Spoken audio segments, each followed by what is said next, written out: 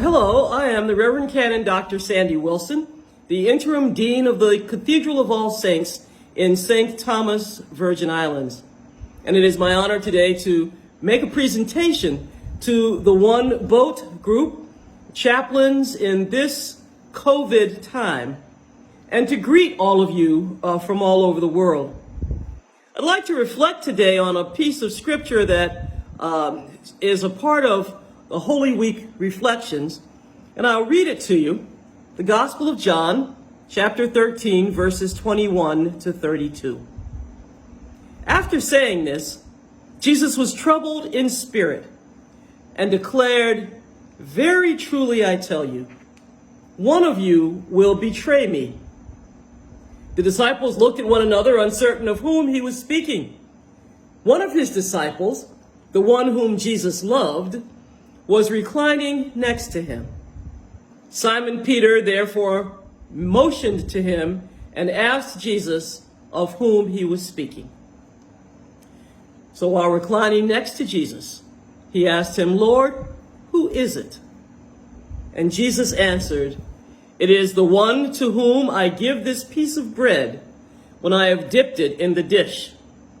So when he had dipped the piece of bread, he gave it to Judas, son of Simon Iscariot. And after he received the piece of bread, Satan entered into him. Jesus said to him, "Do quickly what you are going to do." Now no one at the table knew why he said this to him. Some thought that because Judas had the common purse, Jesus was telling him, "Buy what we need for the festival," or that he should give something to the poor. So after receiving the piece of bread, he immediately went out, and it was night. When he had gone out, Jesus said, "Now the Son of Man has been glorified, and God has been glorified in him. If God has been glorified in him, God will also glorify him in himself, and will glorify him at once." During Holy Week, we think about Judas and his role in this drama on Maundy Thursday.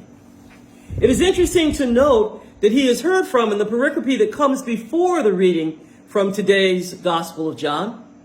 And Judas wants to know why the perfumed oil with which Mary anoints the feet of Jesus was not sold for 300 denarii, and why the money was not given to the poor. Judas asked this because he had become a thief.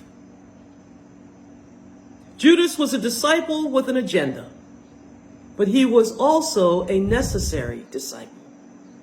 We always think that we are picking the best people who will hold up the values of our organization, but there is often someone with ulterior motives.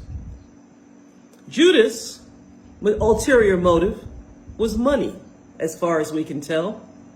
He could be bought. But what others meant for evil, God meant for good. Judas was always going to play a large part in the story of Jesus. And Jesus already knew about Judas. You can feel in your spirit when someone is against you, can't you? Some people like to believe that God scapegoated Judas to make him the completion of God's plan. I believe that God was trying to drive another kind of message to us about betrayal. Judas was a necessary disciple. Sometimes people come into our inner circle as great enthusiasts, and then they turn on us and become people who can get bought by our enemies. That is what makes Judas so interesting. He was not an outsider. One cannot be a betrayer if one is an outsider. As an insider, Judas had cared about the plight of the poor, the plight of the disinherited, about whom Jesus cared so much. But at some point, he turned his heart and his eyes away from the disinherited. And this is what John calls out in today's gospel. The poor are the disinherited, and they were the focus of Jesus' ministry. When Judas took the 30 pieces of silver out of the treasury, for what was he using it? When he turns his eyes back to the poor, when he tries to give the money back in an attempt to get his soul back and to get his soul intact, it was too late, for Jesus was already crucified. And so if we focus on the betrayer without connecting it to Jesus, we only get back to ourselves. This necessary disciple turned on Jesus because he could not get his own way or live out his particular agenda. The turning takes place in us as well. We betray ourselves often before we betray God or other people. Judas followed Jesus. Jesus was his true heart. He wanted to free the minds of the community. But Jesus' agenda clashes with Judas's agenda, as Jesus was not being the Messiah that Judas wanted him to be. When Judas stops focusing on why he became a disciple, he betrays himself. We betray ourselves when we stop focusing on why we are followers of Jesus. We actually often betray God first. Then we betray ourselves, and then we betray the other. When we do that, we also betray our soul. That Judas sells Jesus is the mark of a betrayer. And when he sells Jesus, he is really selling his own soul. There are 3 marks of betrayal here. The first mark is when Judas decides and then takes the money.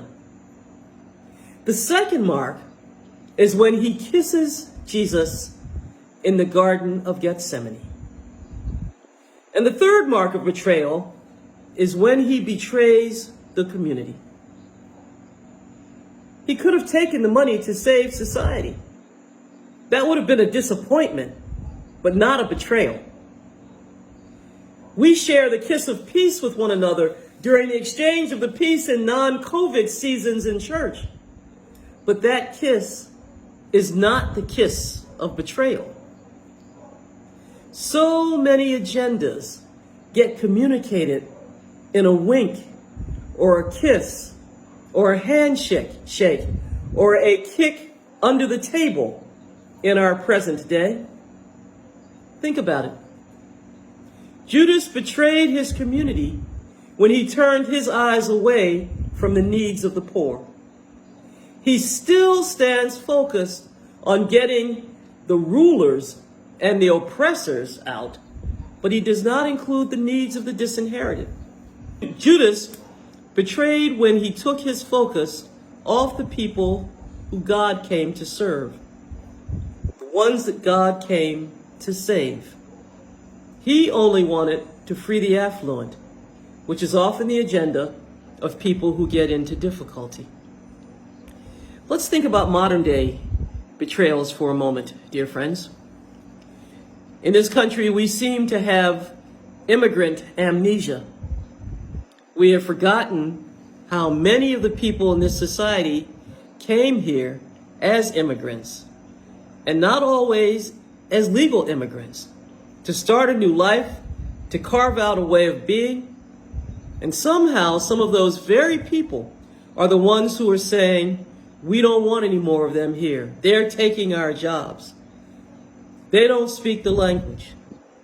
And unfortunately, following the lead of our last national leader, they also believe that folks are robbers and rapists and criminals and people not worthy of being Americans.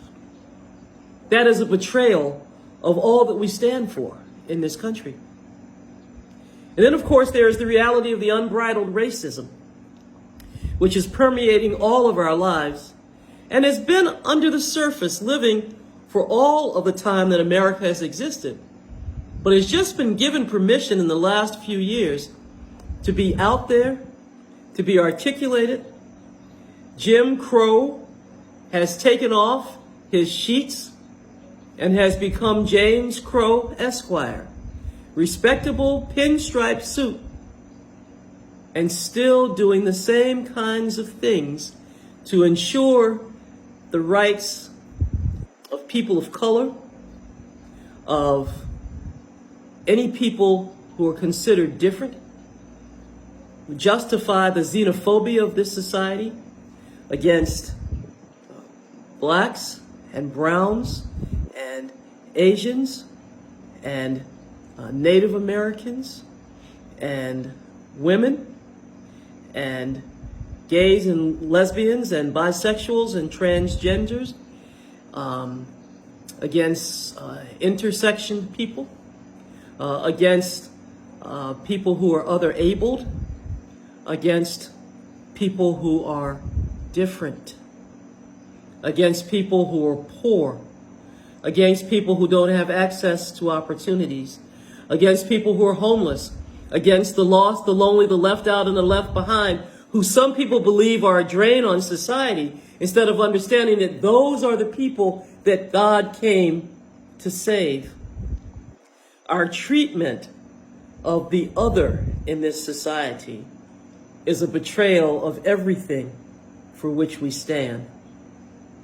The reality of trauma and people's experience of trauma and their lack of treatment after the experience of trauma, with the belief that somehow we can just get over ourselves and move on and move through it. We are in a post-traumatic stress disordered society, and we need to take the need for access to mental health very seriously. For people who are deeply troubled in their spirit cannot heal themselves. And to believe that they can is a betrayal of self, of God, and of other.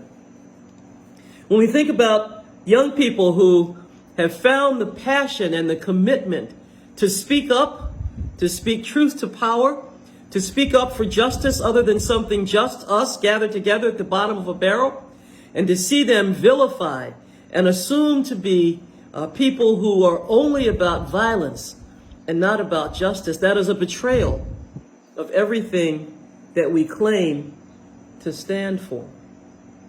When we think about how many people's shoulders we stand on, who fought and who were beaten nearly to death, and for those who died, who were murdered, to get us the right to vote. And now we see voter suppression being on the lips of those who don't even have their lips dripping with words of interposition and nullification.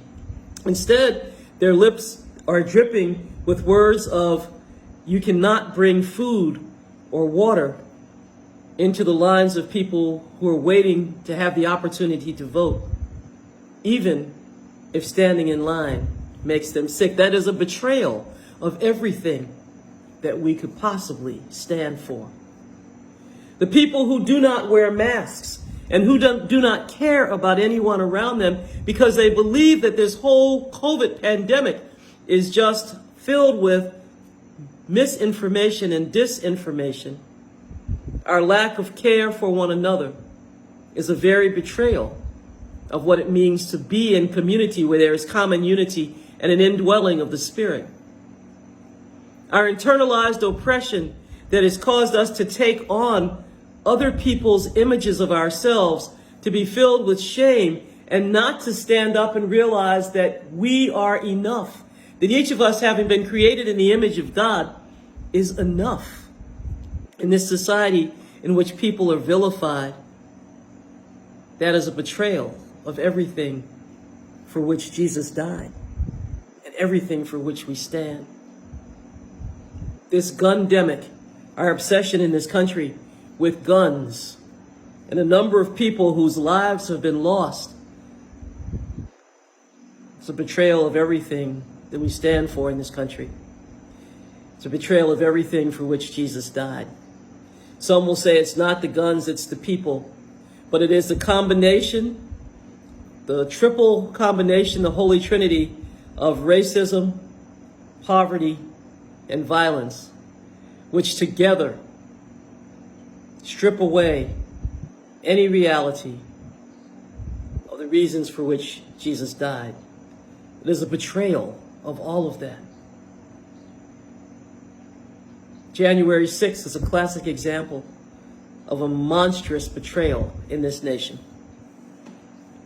No matter what we say, and no matter how we couch it, it was an awful day. It was the Feast of the Epiphany, the manifestation of the light of Christ to the Magi. And a friend of mine wrote a poem called What an Epiphany.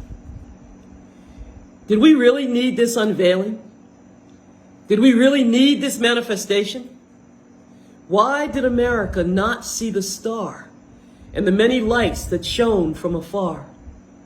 Lights from Russia, lights from North Korea, all foretold imminent danger was near. What a day when America was openly disgraced. What a day when the Capitol was violently defaced.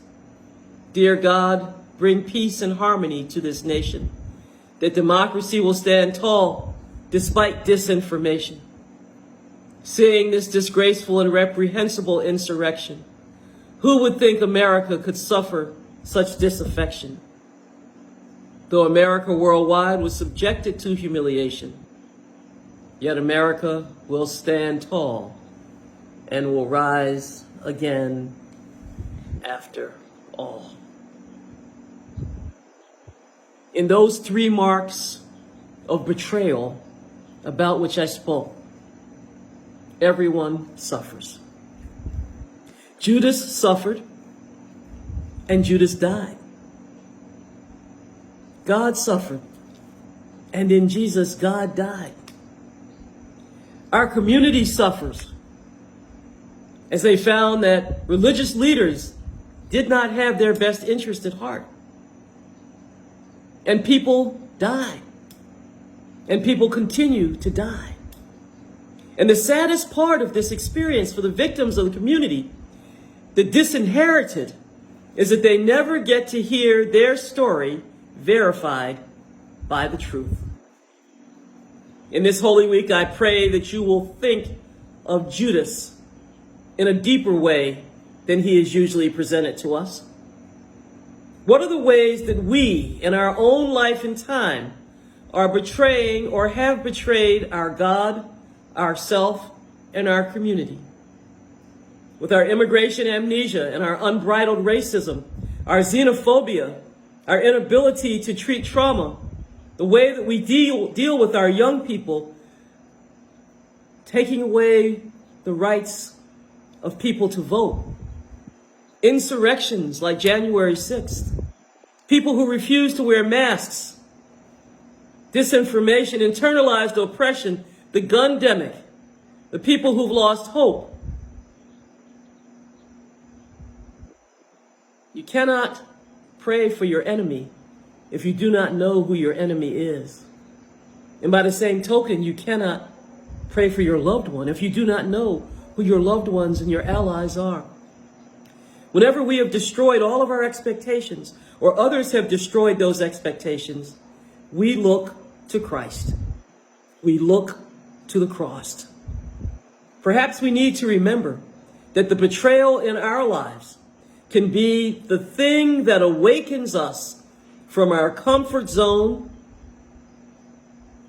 the thing that awakens us and moves us to a place that God needs us to be, and maybe can even move us to the action that will make any evil mischief around us become God's work for good.